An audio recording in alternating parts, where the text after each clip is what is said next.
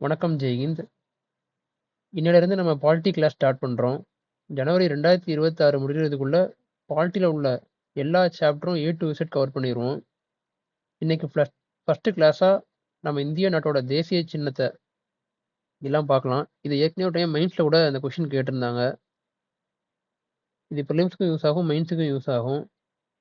நம்மளோட பாலிட்டி கிளாஸை தொடர்ந்து ஃபாலோ பண்ணுறதுக்கு நம்ம சேனலை சப்ஸ்கிரைப் பண்ணிக்கோங்க. வீடியோக்கு ஒரு லைக் போட்டுருங்க. வாங்க கிளாஸ்க்குள்ளே போகலாம். இந்தியாவின் தேசிய சின்னங்கள். அதில் வந்து அரசியல் நிர்ணய சபை வந்து எப்போ அங்கீகாரம் அளித்தாங்க அதையும் சேர்த்து பார்க்கலாம். ஓகே, ஸ்டார்ட் பண்ணலாம். ஃபர்ஸ்ட் வந்து தேசிய கொடி. தேசிய கொடி வந்து நம்ம நாட்டுக்கு வந்து மூவர்ண கொடி. அது எப்போ அங்கீகாரம் அளித்தாங்கன்னா வந்து ஜூலை 22, 1947. இது கூட 2025 ஒரு எக்ஸாமில் கூட இதை கேட்டிருந்தாங்க. தேசிய கொடி மூவர்ண கொடி இது எப்போ அங்கீகாரம் அளித்தாங்கன்னா ஜூலை 22, 1947. அப்புறம் இந்திய அரசியலமைப்பு சட்டம். இது வந்து நவம்பர் 26, 1949. இந்திய அரசியலமைப்பு சட்டம் நவம்பர் 26, 1949 அங்கீகாரம் அளிச்சிருப்பாங்க. தேசிய கீதம் வந்து ஜனகணமன. அது வந்து ஜனவரி 24, 1950. ஜனவரி 24, 1950. அப்புறம் தேசிய லட்சினை சாரநாத் தூண். தேசிய லட்சினை வந்து சாரநாத் தூண். அதுவும் ஜனவரி 26, 1950. குடியரசு தினம் அன்னைக்கு ஜனவரி 26, 1950. அப்புறம் தேசிய காலண்டர். நம்ம வந்து சாகா காலண்டர் பயன்படுத்துவோம். அது பின்னாடி பார்க்கலாம் அதை பற்றி எல்லாமே. அது எப்போ அங்கீகாரம் கொடுத்துருப்பாங்கன்னா மார்ச் 22, 1957. தேசிய காலண்டர் வந்து மார்ச் 22, 1957. தேசிய பறவை வந்து ஆண் மயில். தொகை வச்சிருக்கு ஆடுற மயில். தேசிய பறவை ஆண் மயில் வந்து 1963 அங்கீகாரம் கொடுத்துருப்பாங்க. தேசிய விலங்கு வந்து வங்காள புலி. அது 1973. தேசிய நதி வந்து கங்கை நதி 2008. தேசிய நதி கங்கை நதி 2008. தேசிய நீர்வாழ் உயிரி வந்து கங்கை நதி டால்பின். தேசிய நீர்வாழ் உயிரி வந்து கங்கை நதி டால்பின் 2009. தேசிய பாரம்பரிய விலங்கு வந்து யானை. தேசிய பாரம்பரிய விலங்கு வந்து யானை 2010. அப்புறம் தேசிய நுண்ணுயிரி வந்து லாக்டோபாசிலஸ் டெல்ப்ரூக்கி. இது 2012. தேசிய நுண்ணுயிரி வந்து லாக்டோபாசிலஸ் டெல்புருக்கி 2012. அப்புறம் தேசிய ஊர்வனம் வந்து கருநாகம். இது வந்து ஒரு டைம் வந்து இந்த கொஷின்லாம் கேட்டு இயர் கொடுத்து மேட்ச்ல கூட ஒரு முறை கேட்டிருந்தாங்க. அதனால இந்த இயர் அப்புறம் டேட்லாம் வந்து நல்லா படிச்சு வச்சுக்கோங்க.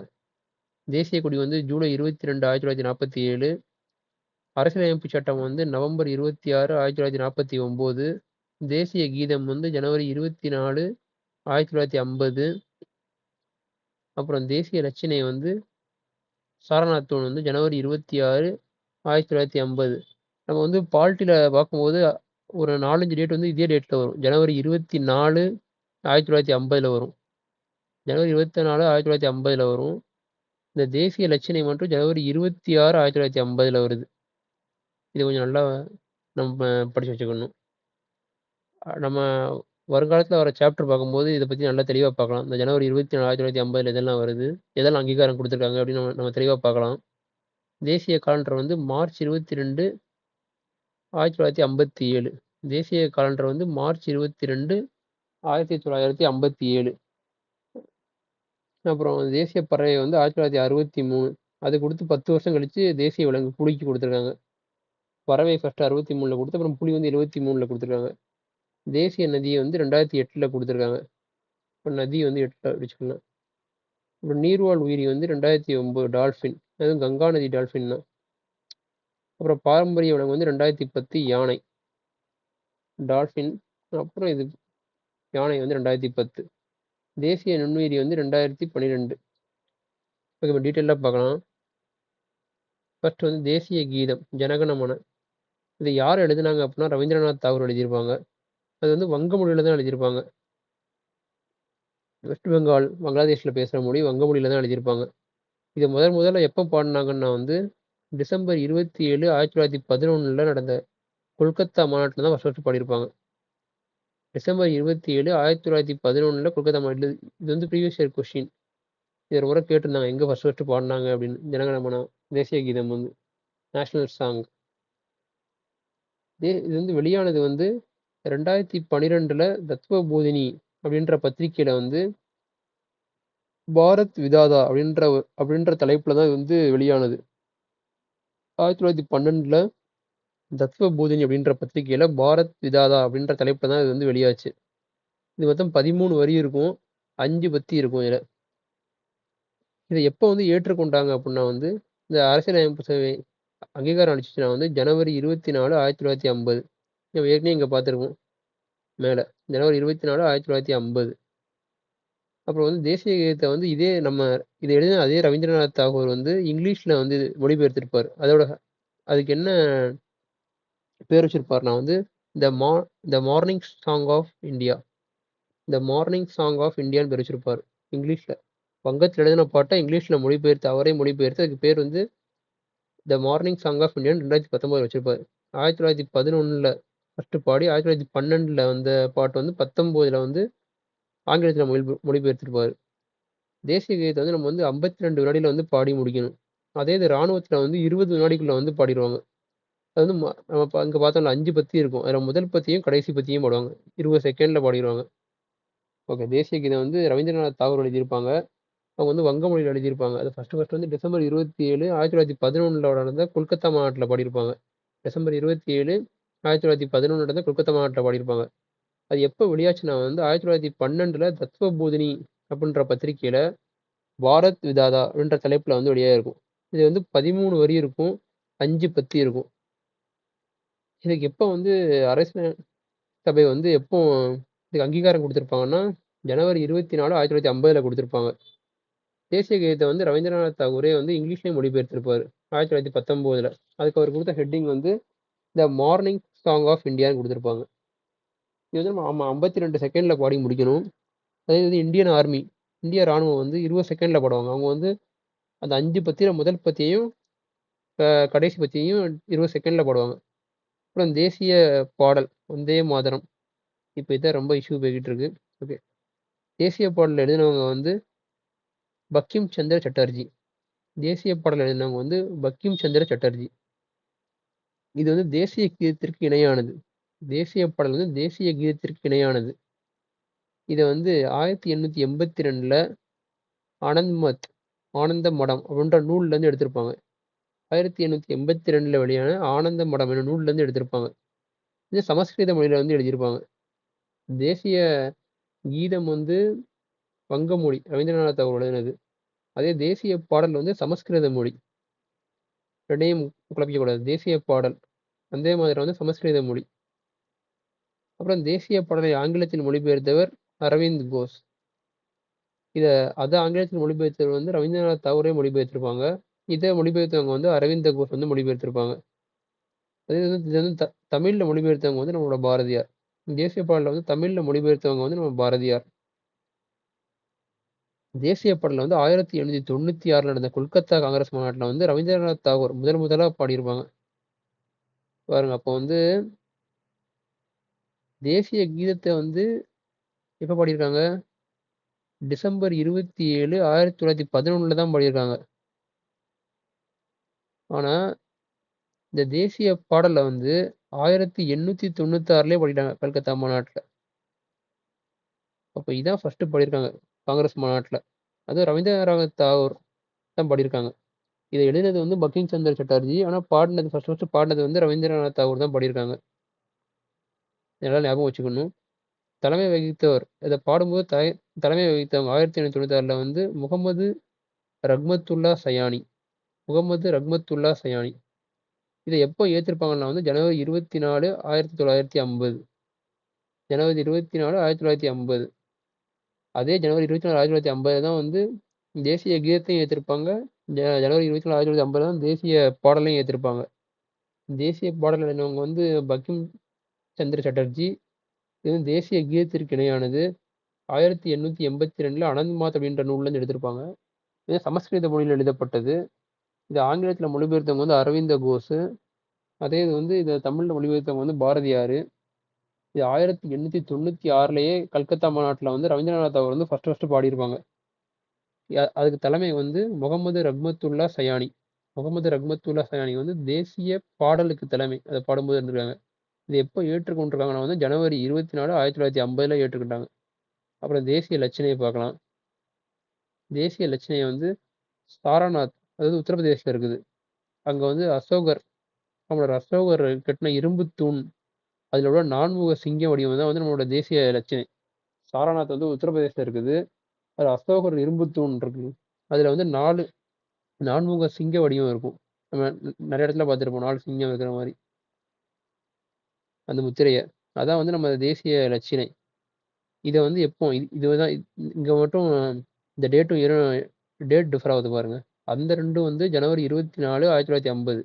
இது வந்து ஜனவரி 26 1950. ஜனவரி 26 அந்த ரெண்டும் ஜனவரி 24 1950, ஜனவரி 26 1950. அப்புறம் வந்து தேசிய லட்சணையின் அடியில் வந்து வலப்புறம் வந்து காளை. இதுல அடியில வந்து ரைட் சைடு வந்து காளை இருக்கும். அதே லெஃப்ட் சைடு வந்து குதிரை இருக்கும். ஓகேவா? இந்த 4 சிங்கத்துக்கு வந்து ரைட் சைடு வந்து காளை இருக்கும், லெஃப்ட் சைடு வந்து குதிரை இருக்கும். தேசிய லட்சணையில் உள்ள சிங்கங்களின் உருவங்கள் காட்டுவது அது அதிகாரத்தையும் கம்பீரத்தையும் காட்டுது. அந்த சிங்கத்துக்கு அர்த்தம் வந்து அதிகாரத்தையும் கம்பீரத்தையும் காட்டுது. அது வந்து இந்த லெஃப்ட் சைடுல இருக்க குதிரை எதை காட்டுதுன்னா வந்து ஆற்றலையும் வேகத்தையும் காட்டுது. காளை எதை காட்டுது? ரைட் சைடுல இருக்க காளை எதை காட்டுதுன்னா வந்து கடின உழைப்பையும் உறுதியையும் காட்டுது. அதே இந்த இந்த லட்சணையில வந்து அந்த சக்கரம் இருக்கும். அது வந்து தர்மம், அறவழி இதை காட்டுது. தர்மத்தையும் அறவழியையும் காட்டுது. தேசிய லட்சணையில வந்து அடியில வந்து என்ன எழுதியிருப்பாங்கன்னா வந்து சத்தியமேவ ஜெயதே அப்படின்ற வாசகம் வந்து தேவனகிரி லிபி வடிவத்தில் பொறிக்கப்பட்டிருக்கும். தேவனகிரி லிபி வடிவத்தில் பொறிக்கப்பட்டிருக்கும். இந்த வாசகம் வந்து முண்டக உபநிடத்திலிருந்து எடுத்திருப்பாங்க. முண்டக உபநிடத்திலிருந்து எடுத்திருப்பாங்க. தமிழ்ல வந்து சத்தியமேவ ஜெயதேனா வந்து வாய்மையே வெல்லும் அப்படின்ற பொருள்படுது. ஓகே, இதை வந்து தெளிவாக பார்க்கலாம் ஒரு டைம். தேசிய லட்சணை வந்து சாரநாத்தில் இருக்குது. சாரநாத் வந்து உத்தரப்பிரதேசில் இருக்குது. இந்த தேசிய லட்சணையை அடுத்தது வந்து அசோகர் அவரோட இரும்பு தூண்ல 4 சிங்கம் வடிவம் இருக்கும். அசோகரோட இரும்பு தூண்ல இருக்க அந்த 4 சிங்க வடிவம் தான் நம்மளோட தேசிய லட்சணை. இதை எப்போ ஏற்றுக்கொண்டிருப்பாங்க வந்து ஜனவரி 26 1950. நம்ம முதல்ல பார்த்த ரெண்டுமே ஜனவரி 24 1950, இது ஜனவரி 26 1950. இந்த லட்சணையோட அடியில வந்து ரைட் சைடுல வந்து காளை இருக்கும், லெஃப்ட் சைடுல வந்து குதிரை இருக்கும். ரைட் சைடுல காளை இருக்கும், லெஃப்ட் சைடுல வந்து குதிரை இருக்கும். அந்த அதுல நம்ம அந்த 4 சிங்கம் எதை உணர்த்துதுன்னா வந்து அதிகாரத்தையும் கம்பீரத்தையும் உணர்த்துது. 4 சிங்கம் வந்து அதிகாரத்தையும் கம்பீரத்தையும் உணர்த்துது. இது குதிரை எதை உணர்த்துதான் வந்து ஆற்றலையும் வேகத்தையும் உணர்த்துது. காளை வந்து கடின உழைப்பையும் உறுதியையும் உணர்த்துது. அதுல வந்து இந்த சக்கரம் இருக்கும், 4 சக்கரம் இருக்கு இதெல்லாம் போட்டு, அது வந்து தர்மத்தையும் அறவழியையும் உணர்த்துது. அந்த தேசிய லட்சணைக்கு அடியில வந்து சத்தியமேவ ஜெயதே அப்படின்னு எழுதியிருக்கும். அதாவது தேவனகிரி லிபி வடிவத்தில் இருக்கும்.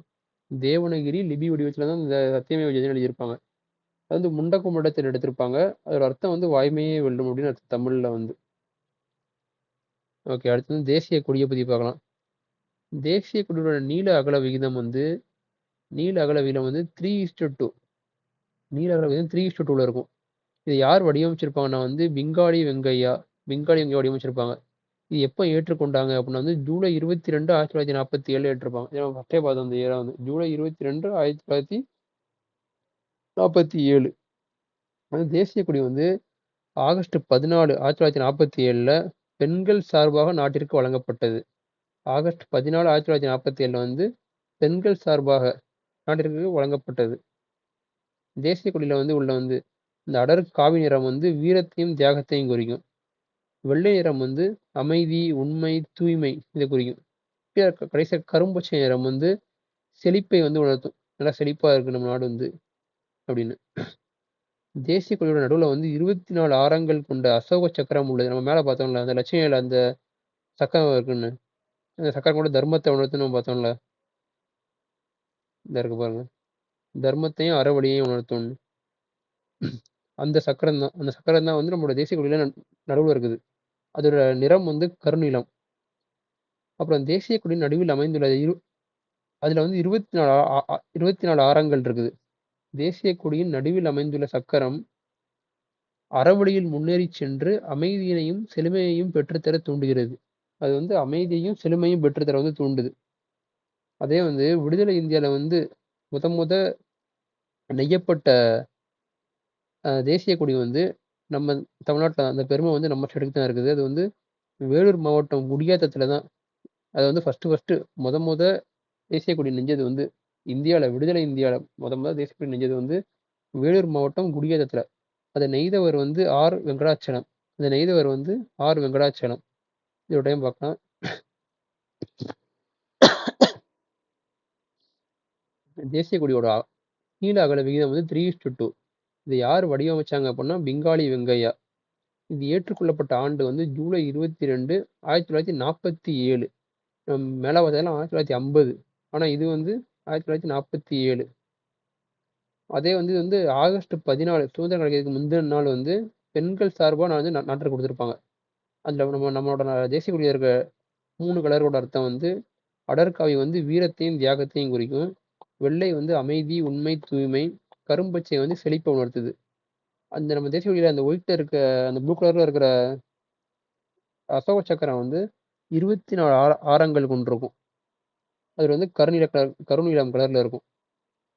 அந்த சக்கரம் வந்து நம்ம அறவழியில முன்னேறி செல்லனையும் அமைதியையும் செழுமையையும் பெற்றுத்தர வந்து தூண்டுது. முத சுதந்திர இந்தியால வந்து தேசிய கொடியை முத நெஞ்சது வந்து வேலூர் மாவட்டத்துல குடியாத்தத்துல தான் நெஞ்சிருப்பாங்க. இந்த நெய்தவர் வந்து ஆர். வெங்கடாச்சலம். அடுத்தது பார்க்கலாம். தேசிய காலண்டர். தேசிய நம்ம மேல பார்த்தோம்ல, அது நம்ம வந்து இந்த இது மட்டும் பார்த்துருப்போம். இந்த இயரும் டேட்டு மட்டும் பார்த்துருப்போம். எந்த மந்த் அப்படின்னு. இது நம்ம தெளிவா பார்க்கலாம். இது வந்து கிபி 78ல கிறிஸ்துவ 78ல கனிஷ்கரின் சக வருடத்தை அடிப்படையாக கொண்டது தேசிய காலண்டர். கிபி 78ல கனிஷ்கரோட சக வருடம் இருக்குல்ல, அதை அடிப்படையாக கொண்டதான் நம்மளோட தேசிய காலண்டர். முதல் மாதம் வந்து சைத்ரா, கடைசி மாதம் வந்து பகுகுணா. முதல் மாதம் வந்து சைத்ரா, கடைசி மாதம் வந்து பகுகுணா. நம்ம மேலேயே பார்த்தோம், ஏற்றுக்கொள்ளப்பட்ட ஆண்டு வந்து மார்ச் 22, 1957. சாரி. ஆனா இங்க பாருங்க, இதே தான் நம்ம வந்து நம்மளோட ஃபிளாக் தேசிய கொடி எப்படின்னா வந்து 22 ஜூலை 1947. அதே இது கேலண்டர் வந்து அதே 22 மார்ச் 10 வருஷம் கழிச்சு 1957. அவ்வளவுதான். தேசிய காலண்டர் வந்து கிபி 78ல கனிஷ்காவோட சக வருடம் அதை அடிப்படையாக கொண்டுதான் நம்மளோட தேசிய காலண்டர் வந்து இருக்குது. அதுல முதல் மாதம் வந்து சைத்ரா, நம்ம சித்திரைன்னு சொல்ற மாதிரி பாருங்க, சைத்ரா சித்திரை அந்த மாதிரி. கடைசி மாதம் பகுகுணா, நம்ம பங்குனி. கடைசி மாதம் வந்து பகுகுணா பங்குனி. தேசிய காலண்டர் ஏற்றுக்கொள்ளப்பட்ட ஆண்டு வந்து மார்ச் 22, 1957. ஓகே, அடுத்தது வந்து தேசிய நாணயம் பார்க்கலாம். நம்ம நாட்டோட நாணயம் வந்து ரூபாய்ன்னு நம்ம சொல்றோம். இது வந்து ஃபர்ஸ்ட் அறிமுகப்படுத்தினவங்க யாருன்னா வந்து ஷேர்ஷா சூரி. ஷேர்ஷா சூரி தான் வந்து 1540 இருந்து 1545 இருந்து இது பண்ணியிருப்பாரு. இது நம்ம வந்து பண்டைய கால வரலாறு படிக்கும்போது நம்ம இதை பத்தி நல்லா தெளிவா பார்க்கலாம். ஷேர்ஷா சூரி யாரு, அவர் எப்போ வந்தாரு, என்னென்ன ரிஃபார்ம்ஸ் கொண்டு வந்தாரு, அவர் கொண்டு வந்த சீர்திருத்தம் வந்து நம்ம எந்த அளவு இன்னும் ஃபாலோ பண்றோம் அப்படின்லாம் பார்க்கலாம். ரூபாயை முதல் அறிமுகப்படுத்தினவங்க வந்து ஷேர்ஷா சூரி. 1540 இருந்து 1545 இந்த 5 வருஷம் இது பண்ணியிருப்பாங்க, ஆண்டிருப்பாங்க. ரூபாய் வந்து தனி குறியீடு. நம்ம ஸ்டேட்டஸ் சேர்ந்த இந்த உதயகுமார் அப்படின்றவங்க வந்து ஜூலை 15 2010 தான் இந்த ரூபாய்க்கான புது குறியீடு நம்ம இப்ப யூஸ் பண்ற இந்த ரூபாய் குறியீடை வந்து உதயகுமார் அப்படின்றவங்க ஜூலை 15, 2010 ஜூலை 15, 2010 தான் இது பண்ணியிருப்பாங்க. 16ஆம் நூற்றாண்டில் ஷேர்ஷா சூரி வெளியிட்ட வெள்ளி நாணயத்தில் வந்து ருபியா என்று பெயர். 16ஆம் நூற்றாண்டுல வந்து ஷேர்ஷா சூரி வெளியிட்டாங்கல்ல வெள்ளி நாணயம், அவங்க வெளியிட்டது வந்து வெள்ளி நாணயம். அது வந்து ருபியான்னு பேர் எழுதியிருக்கும். அதான் இப்போ வந்து மருவி ரூபாய் அப்படின்னு மாறிடுச்சு. ருபியா வந்து ரூபாயா மாறிடுச்சு. தேசிய நாணயம் ரூபாய். அதை வந்து ஃபர்ஸ்ட் அறிமுகப்படுத்தினது வந்து ஷேர்ஷா சூரி. 1540 45 வரை அவங்க வந்து இந்தியா ஆண்டிருப்பாங்க. அது இப்போ நம்ம யூஸ் பண்ற ரூபாயோட இந்த சிம்பிளை யார் இது பண்ணனா, நம்ம ஸ்டேட்டை சேர்ந்த உதயகுமார் அப்படின்றவங்க ஜூலை 15 2010 வந்து இதை உருவாக்கியிருப்பாங்க. இதை கண்டறிஞ்சு இது பண்ணியிருப்பாங்க. அப்புறம் வந்து 16ஆம் நூற்றாண்டுல வந்து சேஷாஸ்வரி வெளியிட்டது வந்து வெள்ளி நாணயம். அந்த வெள்ளி நாணயத்துல வந்து ருபியான்னு இருக்கும். அந்த ருபியா தான் மருவி பின்னாடி ரூபாய் அப்படின்னு மாறிடுச்சு. அப்புறம் வந்து தேசிய நதி.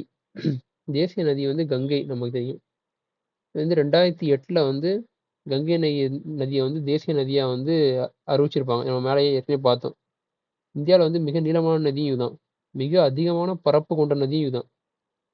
இதுல தான் அதிக துணை நதிகளும் கொண்டுள்ள நதியும் இதுதான். இது ரொம்ப சிம்பிள் தான். இது வந்து கங்கை நதி தேசிய நதி 2008 அறிவிச்சிருப்பாங்க. இது மிக நீளமான நதி இந்தியாவில், அதிக பரப்பளவும் கொண்ட நதி. அதே மாதிரி வந்து அதிக துணை நதிகளையும் கொண்டது. அப்புறம் தேசிய பறவை இது மான் மயில். ஒரு அறிவியல் பெயர் வந்து பாவோ பாவோ கிறிஸ்டாட்டஸ். பாவோ கிறிஸ்டாட்டஸ். இதோட அறிவியல் பேர் வந்து பாவோ கிறிஸ்டாட்டஸ். இந்த மயில் வந்து தேசிய பறவை வந்து 1963 அறிவிச்சிருப்பாங்க. இதன் இறகுகள் வந்து நம் நாட்டின் இயற்கை அழகை வந்து பிரதிபலிக்குது. அது வந்து தோகை விரிச்சு ஆடுதில்லை. அது வந்து நம்ம நாட்டோட இயற்கை அழகை வந்து பிரதிபலிக்குதுன்னு சொல்றாங்க. தேசிய பறவை வந்து ஆண் மயில். அதோட அறிவியல் பெயர் வந்து பாவோ கிறிஸ்டாட்டஸ். 1963 அறிவிச்சிருப்பாங்க. அதோட ரெக்கையை விரிச்சு ஆடுறது வந்து நம்மளோட நாட்டோட இயற்கை அழகை வந்து பிரதிபலிக்குதுன்னு சொல்றாங்க. இது தேசிய விலங்கு. மயில் வந்து பறவை வந்து 1963 அறிவிச்சிருப்பாங்க. 10 வருஷம் கழிச்சு வந்து விலங்கு 1973. அது 63, 73. இது வந்து வங்காள புலி, நம்மளோட தேசிய விலங்கு வந்து. அது அறிவியல் பெயர் வந்து பாந்த்ரா டைகரிஸ். பாந்த்ரா டைகரிஸ்.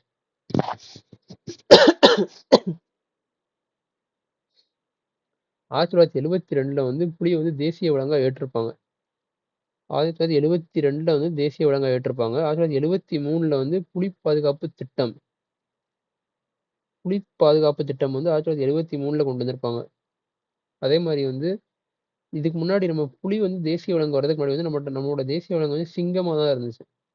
புலி வர்றதுக்கு முன்னாடி வந்து நம்மளோட தேசிய விலங்கு வந்து சிங்கமா தான் இருந்துச்சு. அதே மாதிரி வந்து பங்களாதேஷ் இருக்குல்ல, வங்கதேசம்.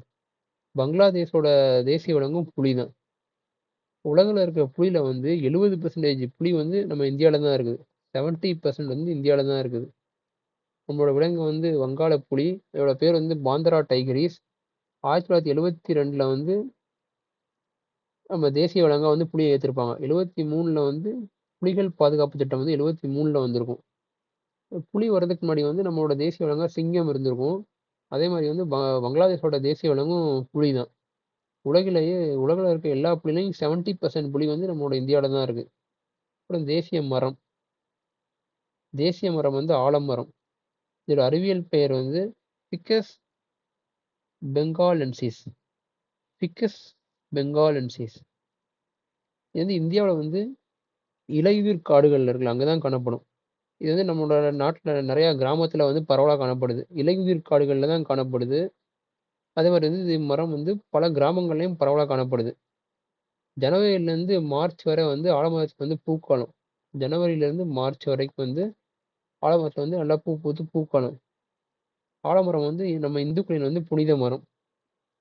ஆலமரம் வந்து இந்துக்களோட புனித மரம். தேசிய மரம் வந்து ஆலமரம். அறிவியல் பெயர் வந்து பிக்கஸ் பெங்காலென்சிஸ். அறிவியல் பெயர் வந்து பிக்கஸ் பெங்காலென்சிஸ். இது வந்து இந்தியாவில் வந்து இலையுதிர் காடுகளில் தான் காணப்படும். இது கிராமங்களில் வந்து பரவலாக காணப்படுது.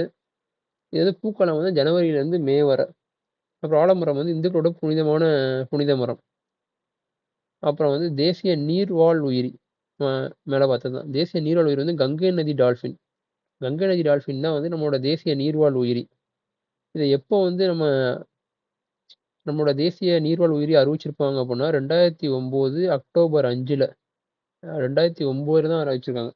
அக்டோபர் 5 வந்து காந்தி ஜெயந்திக்கு அப்புறம் 3 நாள் கழிச்சு அக்டோபர் 5 2009 அப்போதான் அறிவிச்சிருப்பாங்க. அப்புறம் வந்து தேசிய பாரம்பரிய விலங்கு. தேசிய பாரம்பரிய விலங்கு வந்து யானை. இதோட அறிவியல் பெயர் வந்து எலிஃபஸ் மேக்சிமஸ். எலிஃபஸ் மேக்சிமஸ் தான் இதோட அறிவியல் பெயர். எலிஃபண்ட் மேக்சிமஸ் பெரிய சைஸ். எலிஃபஸ் மேக்சிமஸ் தான் இதோட அறிவியல் பெயர். இதை வந்து தேசிய விலங்கு அறிவிக்கிறதுக்கு வந்து எந்த குழு வந்து பரிந்துரை பண்ணியிருப்பாங்க அப்படின்னா டாக்டர் மகேஷ் ரங்கராஜன் குழு. டாக்டர் மகேஷ் ரங்கராஜன் குழு தான் வந்து யானையை வந்து தேசிய பாரம்பரிய விலங்கா அறிவிக்கிறதுக்கு வந்து இதை வந்து பரிந்துரை பண்ணியிருப்பாங்க. டாக்டர் மகேஷ் ரங்கராஜன் குழு. அது எப்போ அறிவிச்சிருப்பாங்க? 2010 வந்து அறிவிச்சிருப்பாங்க. 2010 வந்து தேசிய பாரம்பரிய விலங்கா யானை அறிவிச்சிருப்பாங்க. யானை பாதுகாப்பு சட்டம் வந்து 1992லயே வந்துடும். நம்ம யானை வந்து நம்ம நாட்டோட தேசிய பாரம்பரிய விலங்கு ஆகிறதுக்கு முன்னாடியே யானை வந்து பாதுகாப்பு சட்டம் வந்து 1992லயே ஆரம்பிச்சிருப்பாங்க. அப்புறம் தேசிய மலர். தேசிய மலர் வந்து தாமரை.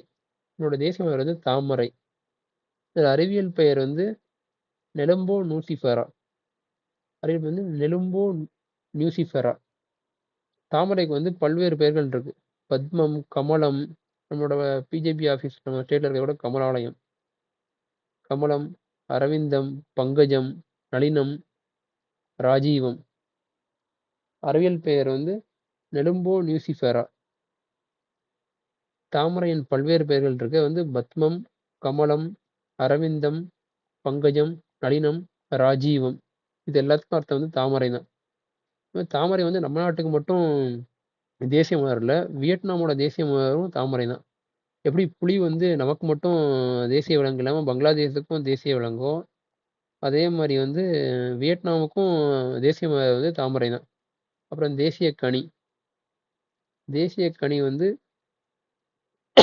மாம்பழம். மாம்பழத்தோட அறிவியல் பெயர் வந்து மாஞ்சிபெரா இண்டிகா. மாம்பழத்தோட அறிவியல் பேர் என்னன்னா மாஞ்சிபெரா இண்டிகா. இதை வந்து பழங்களின் ராஜா அப்படின்னு சொல்றாங்க. பழங்களின் ராஜா வந்து மாம்பழம். இந்தியாவில் வந்து முதல்ல உருவாக்கப்பட்ட ஒட்டு மாவினம், நம்ம சொல்றோம் ஹைபிரிட். இந்த ஹைபிரிட் மாவினம் வந்து எப்போ இது பண்ணாங்கன்னா, அதான் வந்து மால்கோவா. மால்கோவா வந்து ஹைபிரிட் மாம்பழம். ஓ, இந்தியாவில் முதல்ல உருவாக்கப்பட்ட ஒட்டு மாவினம் வந்து மால்கோவா. அப்புறம் வந்து பாகிஸ்தான், பிலிப்பைன்ஸு, அதோட தேசிய கனி வந்து மாம்பழம் தான். பாகிஸ்தானோட தேசிய கனியும் மாம்பழம் தான். பிலிப்பைன்ஸோட தேசிய கனியும் மாம்பழம் தான். பங்களாதேஷோட தேசிய விலங்கும் புலி தான். அதே மாதிரி வந்து தாமரை வந்து வியட்நாமுக்கும் தாமரை தான். இதுல வந்து மாம்பழத்துல என்னென்ன சத்து இருக்குன்னா, விட்டமின் இருக்குன்னா ஏ, சி, டி. ஏ இருக்குது, சி இருக்குது, அப்புறம் டி இருக்குது. விட்டமின் ஏ, சி, டி தான் வந்து ஏசிடி தான் வந்து மாம்பழத்துல இருக்குது. அறிவியல் பெயர் வந்து மாஞ்சிபெரா இண்டிகா. பழங்களின் ராஜா வந்து மாம்பழம். இந்தியாவில் முதலா வந்து உருவாக்கப்பட்ட ஒட்டு மாவினம் வந்து மால்கோவா. பாகிஸ்தானுக்கும் சரி, பிலிப்பைன்ஸுக்கும் சரி, மாம்பழம் தான் வந்து தேசிய கனி. பாகிஸ்தான், பிலிப்பைன்ஸ் ரெண்டுக்குமே மாம்பழம் தான். அப்புறம் வந்து தேசிய நினைவகம். தேசிய நினைவகம் வந்து இந்தியா கேட், புதுடெல்லி. அந்த வடிவமைத்தவர் வந்து சர் எட்வின் லூட்டியன்ஸ். இந்த எட்வின் லூட்டியன்ஸ் தான் நம்மளோட பழைய பார்லிமெண்ட்டையும் வடிவமைச்சிருப்பார். இவரும் இன்னொருத்தரும் சேர்ந்து தான் இது பண்ணியிருப்பாங்க. இது வந்து ஏற்கனவே ப்ரீவியஸ் இயர் கொஸ்டின். இது வந்து தேசிய நினைவகம் வந்து இந்தியா கேட். அது வந்து புதுடெல்லியில் இருக்க இந்தியா கேட்டு தான். அதை வடிவமைச்சவங்க வந்து sir Edwin Lutyens. Sir Edwin Lutyens. இந்த மாதிரி ஸ்பெல்லிங் வரும். இது வந்து பழைய கொஸ்டின். இது ப்ரீவியஸ் இயர் கொஸ்டின். இதை தேசிய நினைவகத்தை கேட்காம பழைய நம்ம இப்போ இருக்க புது பார்லிமெண்ட் இல்லாமல் பழைய பார்லிமெண்ட்டை யார் வந்து வடிவமைச்சிருப்பாங்கன்னு கேட்டிருந்தாங்க. அது 2 பேர் இருப்பாங்க. அதில் ஒரு ஆள் வந்து இந்த லூட்டியன்ஸ். அப்புறம் வந்து தேசிய உறுதிமொழி வந்து இந்தியா எனது தாய்நாடு, எனது தாய்நாட்டை நான் வணங்கிய அந்த நம்ம எப்பவுமே படிக்கிற அதான் நம்மளோட தேசிய உறுதிமொழி. அதை வந்து தெலுங்குல எழுதினவங்க வந்து பைடி மாரி வெங்கட சுப்பாராவ். தெலுங்குல சாரி அதை தெலுங்குல எழுதினவங்க வந்து பைடி மாரி வெங்கட சுப்பாராவ். 1962 உருவாக்கியிருப்பாங்க. அது எப்போ இருந்து பயன்படுத்துறோம் அப்படின்னா ஜனவரி 26, 1965. எப்போ வந்து ஜனவரி 26, 1965 பயன்படுத்துறோம். தேசிய உறுதிமொழி வந்து இந்தியானது தாய்நாடு நம்ம தொடங்குதில்லை. அதான் தேசிய உறுதிமொழி. அது வந்து தெலுங்குல எழுதினவங்க வந்து பைடி மாரி வெங்கட சுப்பாராவ். பைடி மாரி வெங்கட சுப்பாராவ் தான் எழுதியிருப்பாங்க. அதாவது 1962 உருவாக்கியிருப்பாங்க. இது எப்போ இருந்து பயன்படுத்துறோம்னா ஜனவரி 26, 1965. அவங்க உருவாக்கி 3 வருஷம் கழிச்சு ஜனவரி 26 அதுக்கு மூலம் நம்மளோட குடியரசு தினம். குடியரசு தினத்துல அவங்க உருவாக்கி 1965 3 வருஷம் கழிச்சு நம்ம பயன்படுத்தணும். அப்புறம் தேசிய நுண்ணுயிரி. தேசிய நுண்ணுயிரி வந்து லாக்டோபாசிலஸ் டெல்புரூக்கி. லாக்டோபாசிலஸ் டெல்புரிக்கி. அதான் வந்து தேசிய நுண்ணுயிரி. இது 2012 வந்து தேசிய நுண்ணுயிரியை அங்கீகரிச்சிருப்பாங்க. தேசிய நுண்ணுயிரி வந்து லாக்டோபாசிலஸ் டெல்புரூக்கி 2012 தேசிய நுண்ணுயிரியா வந்து அங்கீகரிச்சிருப்பாங்க. ஓகே ஃப்ரெண்ட்ஸ், அவ்வளோதான். இந்த சாப்டர் முடிஞ்சுச்சு. இதுக்கப்புறம் வந்து நம்ம வந்து தமிழ்நாட்டோட சின்னங்களை பற்றி அடுத்த கிளாஸில் பார்க்கலாம். நம்மளோட பாலிட்டி சீரிஸ் ஃபுல்லாக பார்க்குறதுக்காக நம்மளோட சேனலை சப்ஸ்கிரைப் பண்ணிக்கோங்க. வீடியோக்கு ஒரு லைக் போடுங்க. அது ரொம்ப சப்போர்ட்டிவாக இருக்கும். தேங்க்யூ.